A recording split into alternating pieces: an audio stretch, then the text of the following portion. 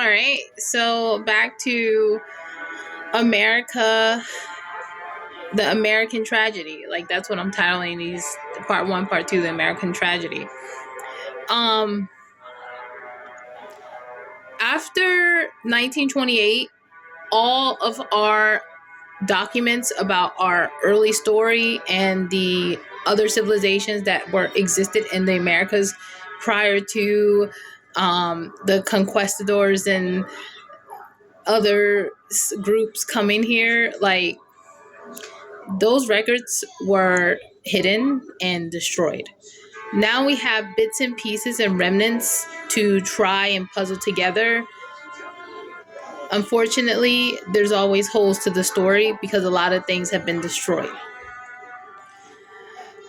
And here we are today. It's like we're living in the ruins of something that could have been great, once was great. And let's talk about it. Okay, so when I was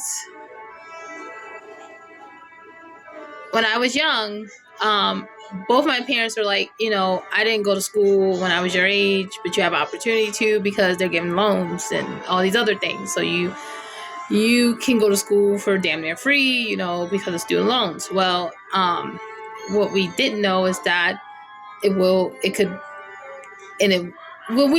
I didn't know was that when I was going to school, I didn't know inflation was going to be as bad as it is today. Like the salary that I was told that I could make with my 4-year degree was about 80 grand.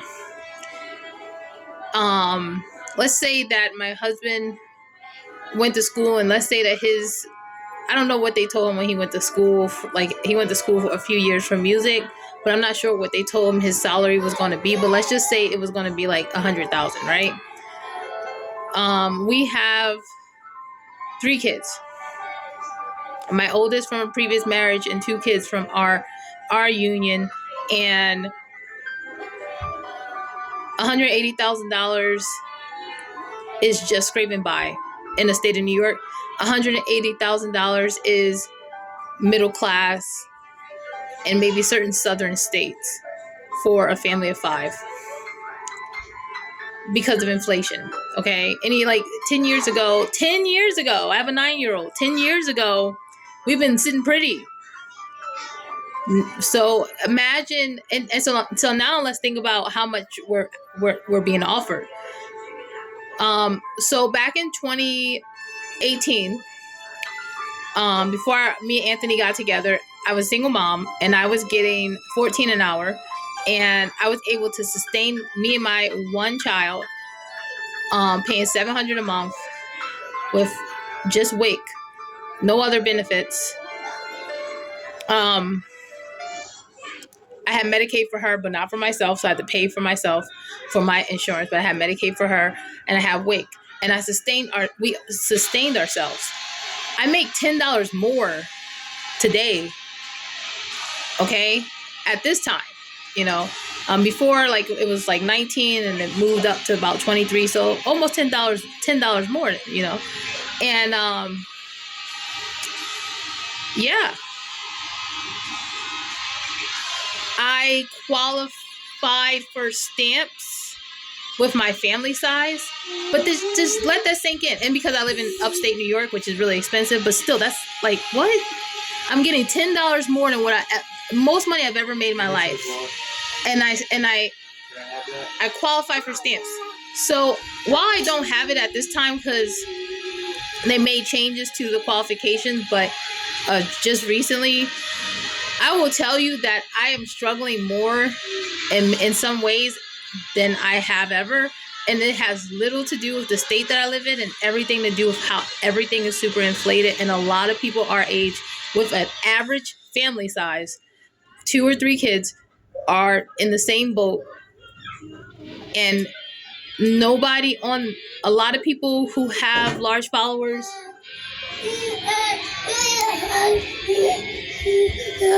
okay. Go play. It's like they don't really touch on it. They don't touch on the struggles that your average American is dealing with, like average family unit, average people. Like, you got people that's buying giant yachts and like big ass private jets and spending millions of dollars on rings. Like, I just came on this platform not too long ago, and I seen something about French Montana marrying a princess from the Emirates, and he spent like $1 million on a ring, and I'm like, why is this being suggested to me? Like, what is he going to trade the ring in and help the Americans with their hunger issues? Is he going to, are they going to put their funds together and open up a food pantry? Like, why are you guys suggesting this shit to me? Like, I don't.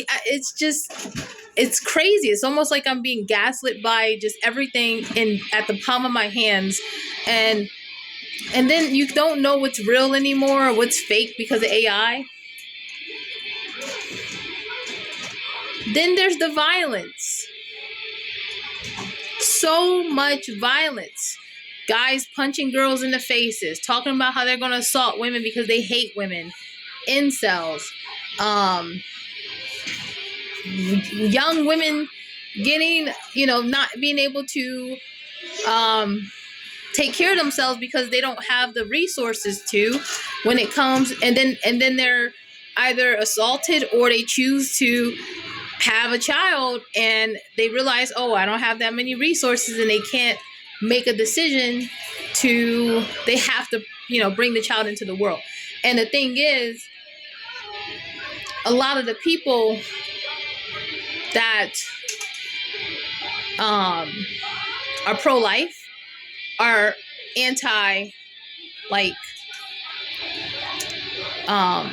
birth control and anti helping single moms and, young mothers. Like, it's chaotic. It's really, and it's been like this for some time, but it's just gotten worse.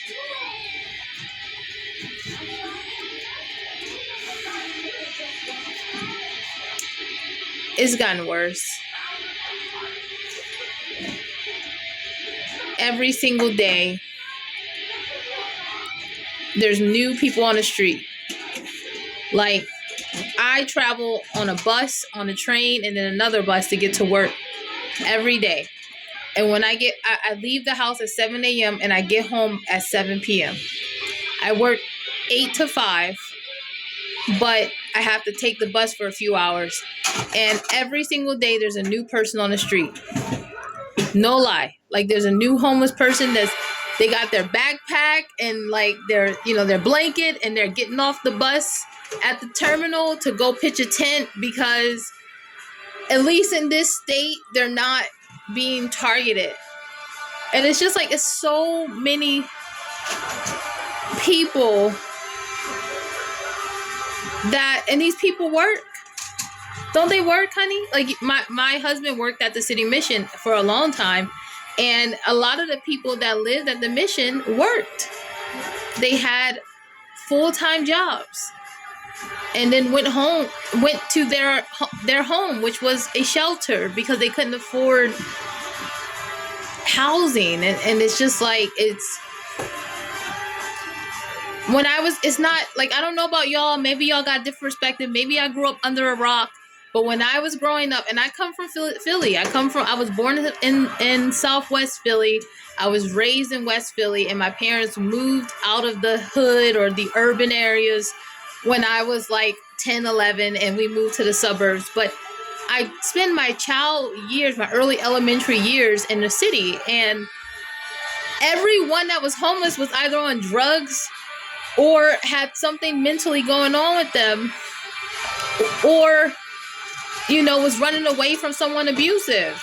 And it was only for a short period of time that they were homeless, except for the people that were really mentally unwell. I don't recall any of them having jobs. Like, many of them didn't have jobs. I mean, I know I was a kid at the time, but when someone works at a store, I lived on a block. We knew each other. We spoke to each other back then. Like everyone, like I knew my neighbors, like we all talk to each other. It's not like that today. But like that's perplexing, and maybe I'm just crazy. Like maybe I'm just a crazy person and I just lived under a rock. But as far as I'm concerned, I don't believe I am. I don't believe I am.